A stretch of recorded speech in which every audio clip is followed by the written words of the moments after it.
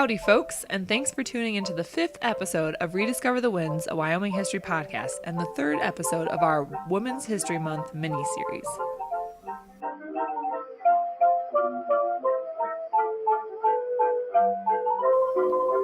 I'm one of your hosts, Kirsten Beulah. And I'm Zach Larson. Both Kirsten and I are collections managers turned sit-down comedians for the Fremont County Museum System located in the heart of west central Wyoming. Our county museum system has 3 museums in it. The Riverton Museum, where Zach works, the Fremont County Pioneer Museum in Lander, and the Du Bois Museum and Wind River Historical Center, where I work. All of our museums focus on telling the stories of early frontier life with a mix of Native American heritage, natural history, and general regional history. Using artifacts from our 3 museums, interviews with experts, and a load of historical research, we're here to rediscover, and in some cases discover, the quirky, the heart-wrenching, the fascinating history of Fremont County, Wyoming, and the American West. We're coming to you from the middle of a rugged, sparsely populated, high-altitude sagebrush desert, the native habitat of the wily but elusive jackalope, a terrain that can't be tamed, but can become home to those with the gumption to make it. The topics we talk about are the things right outside our back doors. Last week, we talked about Esther Hobart Morris, the woman from Peru who would eventually become the United States' first female justice of the peace. And when I say Peru, I mean Peru, Illinois. On this week's episode, we're looking at the life of a woman who came to the middle of Wyoming to save her husband's life. Apparently wanting a home where the buffalo roam, where the deer and the antelope play, they managed to eke out a comfortable living, saw a town spring up around them, and then saw that same town wither and virtually die 3 decades later. Dun, dun, dun. Anyway, that woman, of course, is Beulah Laflan.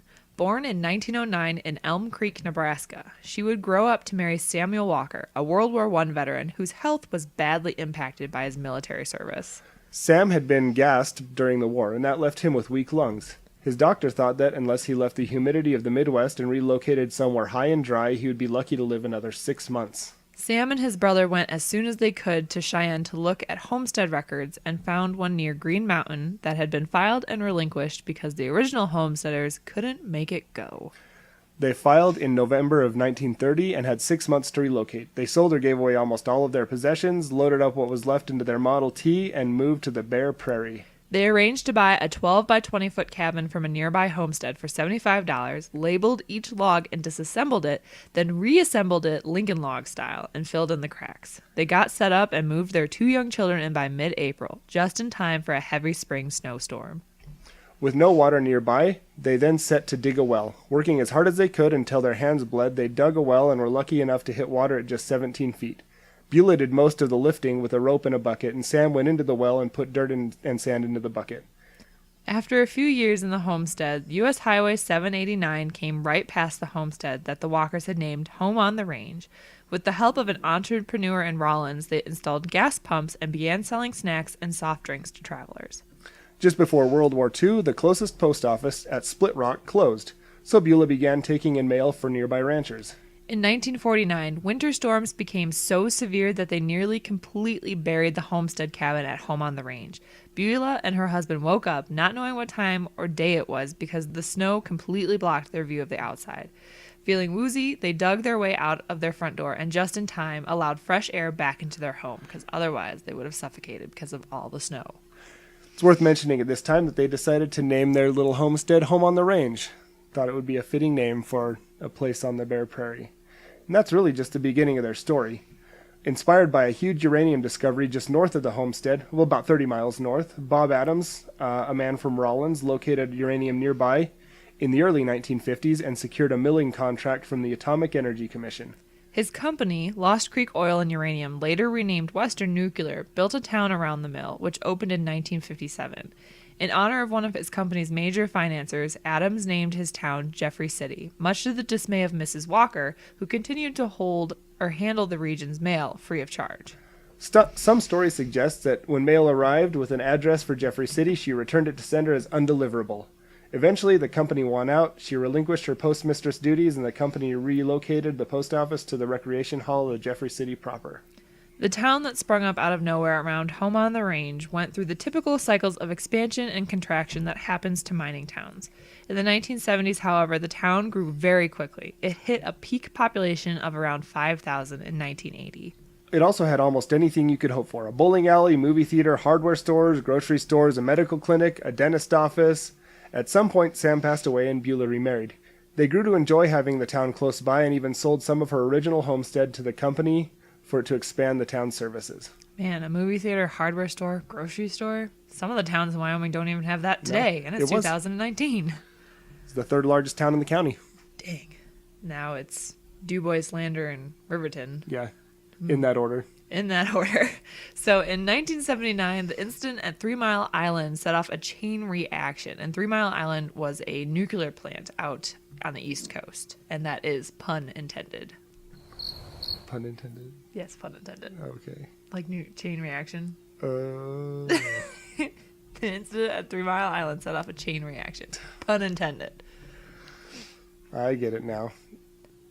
Yeah, I don't know how I didn't see that one coming. Sit-down comedians, remember? That's right. We don't even know how funny we are. But That's how funny we are.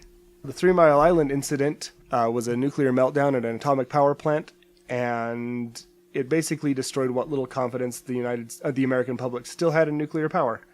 As a result, Jeffrey City lost 95% of its residents by about 1983, and very quickly things went back to how they were when the Walkers first came to the Split Rock area.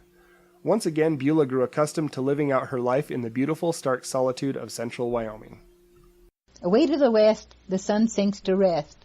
It has turned the mountaintops to gold. The fading light reveals to sight pictures no artist has painted or told. I can see today not far away the bulk of old Green Mountain, while on her breast from east to west pine trees is sprayed from a fountain. Yet on the west of my eyes should rest, behold Crook's Peak in its glory, while at her feet run streamlets sweet, to drink from them none are sorry.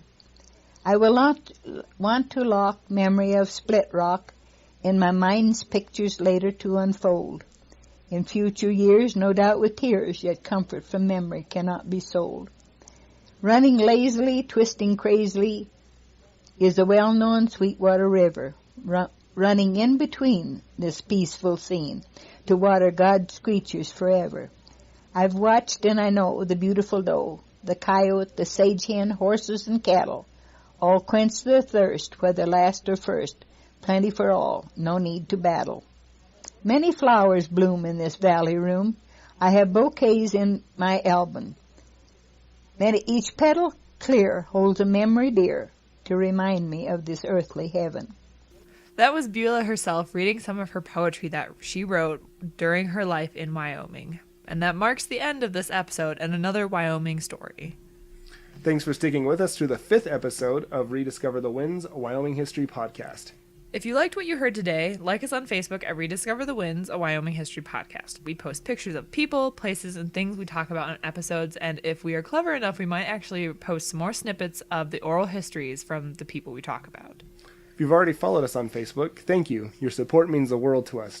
We hope you guys get the chance to visit our museums and attend some of our museum's upcoming events. And we have several more podcast episodes planned for you guys, including we have one more mini episode for the month of March, where we'll continue to discuss and celebrate women's history in Wyoming and the American West.